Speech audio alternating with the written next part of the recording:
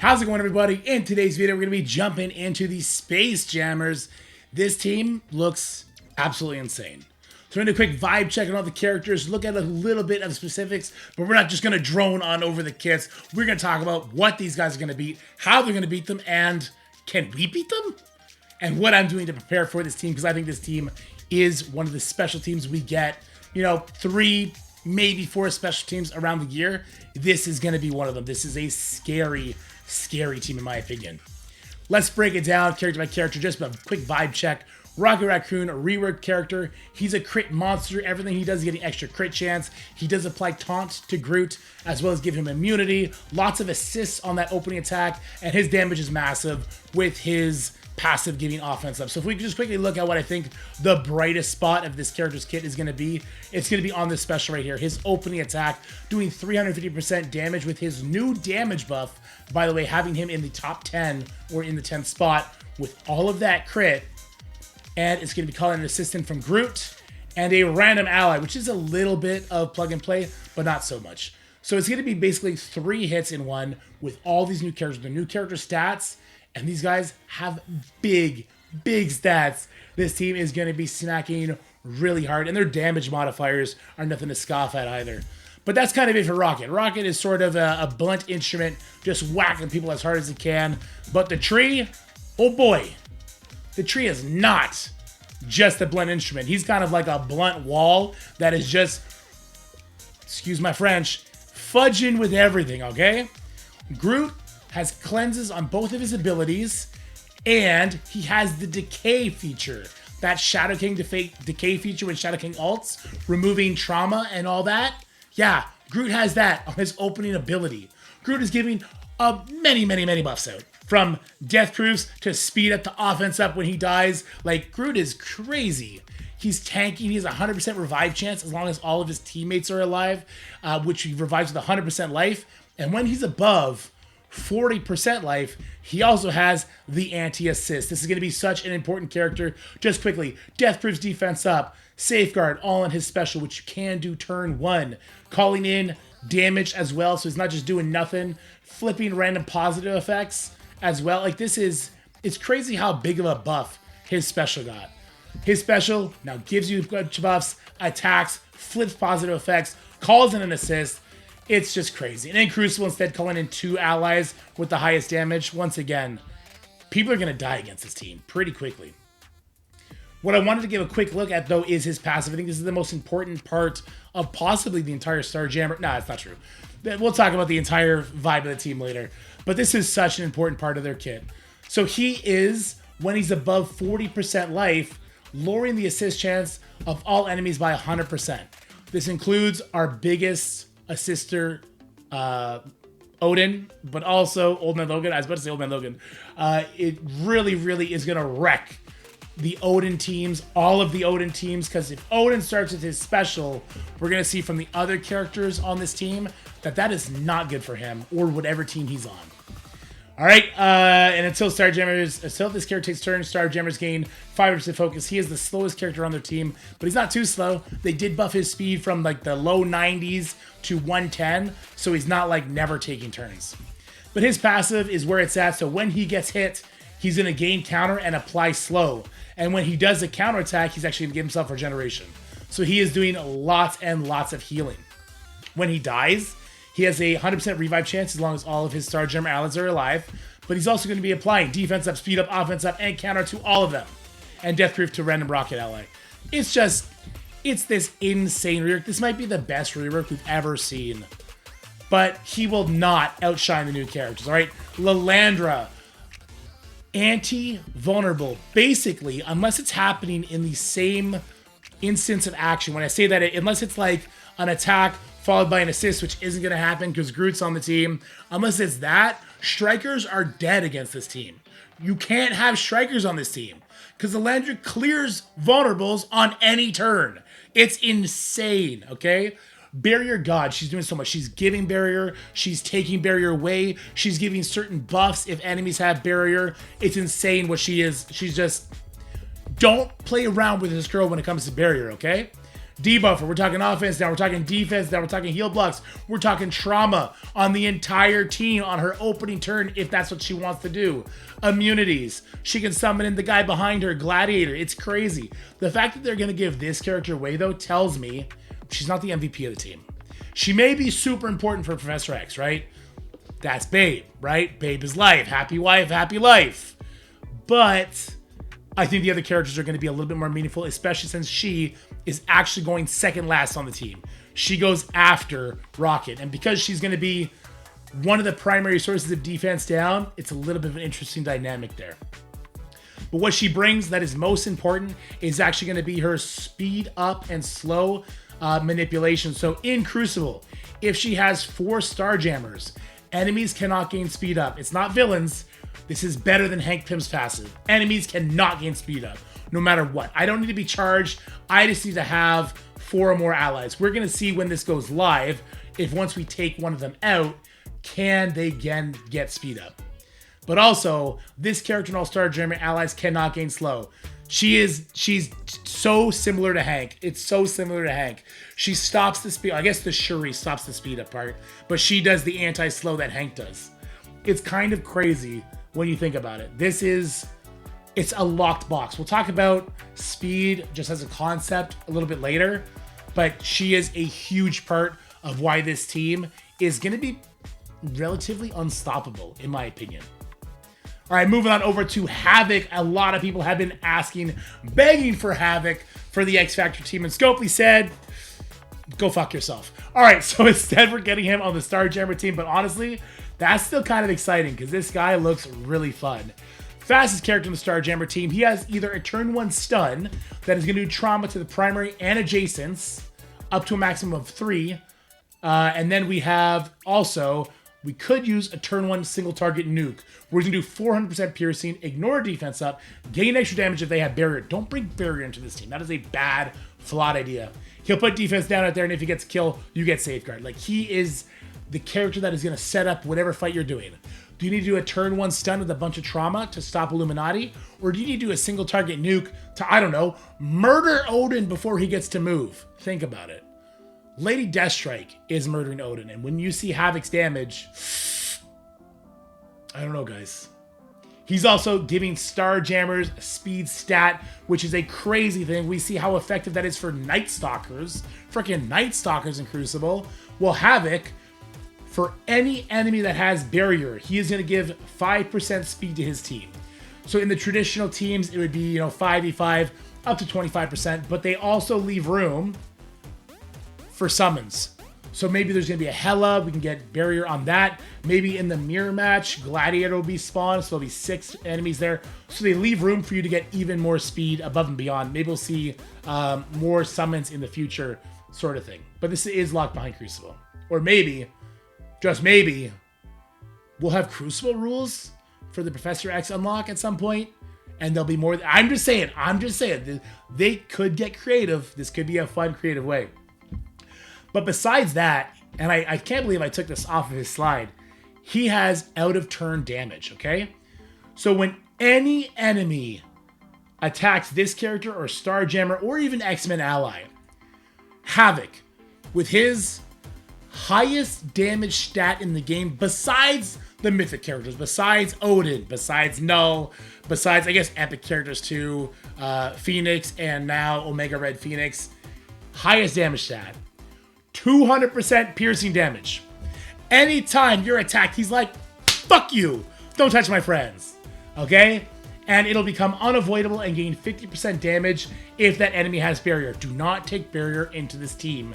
It is a huge, huge liability. Not only would he give his team speed stat with that, but he's also going to be doing extra damage. And this is the crazy part of this team. This team is going to be very chaotic. Speed is king in a turn-based game. Barrier comes and goes, okay? So it's going to be so hard to really nail down how the match flows are going to go with barrier coming and going off this team, with this team gaining and losing speed stat. It may not be super dramatic, but we're definitely going to feel it, which is pretty exciting in my opinion. And then we got the meme character on the team, Howard the Duck. Don't watch that movie, folks. Howard the Duck is actually a super interesting character. He is kind of OP in the comics, and they definitely made him OP in game, okay? Howard's damage, when you include the 5% tech boost that Rocket is giving him, is kind of scary. It puts him right up there in the top 10. And like Havoc, he has out-of-turn damage for any character that has Barrier. Do not bring Barrier into this team. How many times do I got to say that? He is a speed bar manipulator, both positive for your team and negative for the enemy team. And he has the strongest anti-speed stat mechanic we have in the game that is going to stop. Wait for it. Mephisto. Let's go check it out. All right, so he'll give himself offense up if he does his basic. You might think Striker. I don't care about Striker. Rocket Raccoon gives offense up on his passive anyway. And in the mirror match, Striker's not going to be a thing. So I'm not... Well, I'll do a different video about T4s and ISO-8s. I'm not thinking about Striker for Howard the Duck. He has anti-barrier on his special, which is turn 2, because you don't really want to clear barrier if you are the StarJammer team. You want to lean into it, kick some butt, right? He gains damage for everybody with barrier. And once again, they go above and beyond. So if it was a 5v5, you would think the max would be 125. Nope. They jack it up. This is outside of Crucible too, so this could be everywhere. His special, this is his turn 1. We got ability block disrupt. Applying trauma. Come on now. Come on. To all enemies for 2 turns. 3 sources of trauma on this team. This team, as a wise man said, this is a traumatic team to face, okay? And this is going to be ignoring defense up with extra damage. He's big damage, what I'm trying to say. But this, I thought was crazy. So this team really does feel like it is being pushed and just sculpted, a fine sculpt, to be an Odin-Illuminati counter. And it definitely is going to do that. It definitely is. As we'll talk about when we look at certain characters' kits. But this is more than just that. In Crucible, fill speed bar for self and all StarJammer allies by 15 plus 5% per StarJammer. So not only does he have the stop speed bar for enemies, but he will give his team speed bar. This is going to make the team so much harder to beat when they're on the defensive side. But it also means if you now take your Illuminati off defense, I don't have to be like, oh, I built StarJammers for no reason because now I don't even get to use them against Illuminati. Nobody uses Illuminati on defense anymore. That speed bar means that this is going to be an interesting counter for basically everything. That is the death pool speed bar. This is going to be a long-lasting team. That's why I say this team is special, because it is stopping everything speed related and it is taking everything speed related too, besides speed up on spawn. All right. This is the big part. So we do have in Crucible, before this character takes a turn, so it's not the whole match, just before character takes a turn, speed bar cannot be filled or reduced by any enemy for themselves, allies, or enemies. So you can't reduce the enemy, and you can't fill your own speed bar. Rip Super Skrull, rip Red Hulk, rip that sort of thing, right? If this character has 4 or more StarJammer allies, the speed of all enemies can only be altered by positive and negative effects. The speed of Mephisto is what allows Mephisto to do his empowered attack as quickly as this. It's not going to stop Mephisto from being empowered, but it will stop him from getting that 666 speed. So this means Mephisto at 127, you have time to take Mephisto out before Mephisto gets those debuffs on you, the buffs on himself, the exhaust on you, which does affect our Lilandra. This is a Mephisto counter as well. And not just Mephisto Illuminati, Mephisto everywhere, which is kind of bonkers. And the reason we know this will work against Mephisto, by the way, is because of the wording. It says all enemies, okay? If we now go over to, we'll just jump over to Emma Frost real quick. Emma Frost, X-Men. We'll see it's very specific. Non-mythic enemies cannot have their speed increased, okay? So we know that this will indeed work against Mephisto. The big counters. So the big counters for this, obviously, Odin is getting super hard countered here. Odin does a lot of things that feed into what the StarJammers do. First of all, Groot is going to be stopping his assist now. And when Odin can't get his assist, of course, Groot has to be above 40%. When Odin doesn't get his assist, he will use his special, but if he has not done an assist, he won't get that battlefield effect out. What does this mean? This means you effectively ignore Odin until he has already done his special. He's going to get the speed from that because by that point, your Howard the Duck passive is done. So he will get the speed stat for being charged. He will get a little bit of damage reduction, but Havoc is going to stop some of that damage reduction. So this is now Havoc's kit, lower damage reduction of enemies by 25%. So that's a big part of Odin, right? He gets that special, he has his battlefield, you're getting wrecked, he healed, he's really hard to kill during that time, but our StarJammers stop that. The next thing that Odin does when he does his special is he barriers himself and all allies. So this is going to make him a target for those out-of-turn pings. Okay? He will quickly get wrecked by this. Quickly. So this is going to be a very, very good Odin counter. The next person, this hard counter is Mephisto. We already kind of talked about that, right? Mephisto, the big thing with Mephisto, and I'm on Empowered right now. Let me jump off the Empowered version. Is that he gains, wait for it, 666% speed until this character's first turn. And this character has any mythic enemies gain charged, okay? He's not going to get this, which means it's going to take him longer to get to that ability. But even when he does get to that ability is going to, let's wait, head on over here. This I thought was super funny when we saw this. When the Mark of Mephisto is out on any turn, barrier all allies for 5%. First of all, that 5% is nothing, right? So that 5% is going to activate that Havoc speed stat. It's going to activate the out-of-turn damage, the increased damage from Howard the Duck. 5% is not enough to outweigh the benefits the StarJammer team is going to get. So when Mephisto gets to pop off, it's not necessarily going to be a super good thing for his team, especially because our Leafy boy over here can come in with his ultimate and reduce the duration of all negative effects and self on StarJammer allies by 2. Take those Mephisto debuffs. Get that shit out of here. That shit is weak. I am Groot. Motherfucker. He learned a new word. It was motherfucker. All right, so besides that, we also have, of course, the Illuminati counters here. We've been talking about barrier so much. If we head on over in-game, we check out Hank Pym. Hank Pym is going to bury yourself and all heroes for 25% of this character's max health. He's also going to get speed up, but Lilandra will stop that. And he stops heroes from getting slow. Without Hank Pym, the Illuminati team does not function. Because when Hank stops heroes from getting slow, this is why Superior 6 can't just come in here and wreck it, right? So if somebody tanks Hank Pym off the team because they don't want your StarJammers to destroy them because they're getting the extra speed stats from Havoc, and they're also controlling the Illuminati and all those other speedways. So like, I'll be clever, I'll tank Hank off. I wasn't gonna get the speed up anyway, but now if you tank Hank off, I'm gonna hit it with Superior 6, and you're demolished. Like, you're just demolished. It's over. It's Jover even, okay?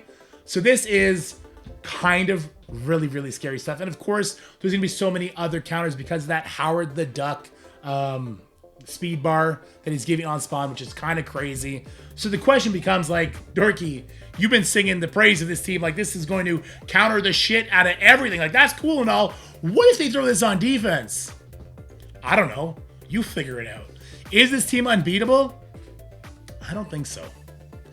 All we want to do is we want to avoid on-spawn speed mechanics. We don't want to lean into needing speed up. We don't want to lean into needing on-spawn speed bar or on-spawn speed stat. Right? Are your wheels turning yet? Did you guys see any permakill damage on this team? And of course, no barrier. No barrier. Jesus Christ, no barrier. Did you guys see any permakill moves on this team? There's something there. You only lose speed stat and speed bar on spawn. Once Howard takes a turn, all bets are off. This team, this StarJammer team, looks incredibly good, but they do not look as suffocating as Illuminati was. I think this is a really good thing. I do think that you're probably going to see a lot of people put all StarJammers on defense, as well as Odin-Illuminati. I think you're going to see Odin with 4 StarJammers on defense. I think we're going to see a bunch of variations, but I don't think this is going to make Turtle the end-all be-all. I really don't. But it's going to be really impactful. No matter how you use it, they're going to be really impactful. So once again, I just want to be very, very clear about what I'm doing to prepare for this, guys. I am not using cores. I'm only using cores when I have to because Twitch chat does a sub and they get to punish me. Or if I absolutely have to for events. Otherwise, I am saving every single core. Because when Havoc and Howard the Duck come to the game and their orbs are here, I am buying the crap out of those orbs. We have, for the first time ever, an entire patch before the next team comes. Liberty, they're a pretty good war team, okay? They're probably going to be needed for a couple events here and there. They are nowhere near as exciting for the scope of the war game mode as StarJammers are going to be for the scope of the Crucible game mode. I'm saving for StarJammers. I'm probably going to be buying 1 or 2 StarJammer offers and try and get up to 5-6 stars. Just saying, that's my strategy. I'm not promoting spending money, especially if you don't have the means to do that, but I am promoting saving your cores so that you can get quick unlocks for this team. Quick unlock for this team. Maybe you get to push that showcase faster. You get Lilandra Yellow Stars faster, even though they're going to give them away for free. This is such a cool team. I'm excited.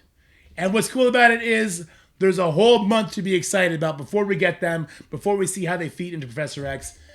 I need to know how you guys feel about this team. After all that we talked about here, how are you guys feeling about the StarJammer team? Are you excited for them? Are you going to be like me, hoard all your resources now so you can go hard on them? Or are you more of a warhead? Let me know in the comment section below. But for now, guys, stay happy, stay healthy, have yourselves a wonderful day, and I'll talk to you later. Bye-bye.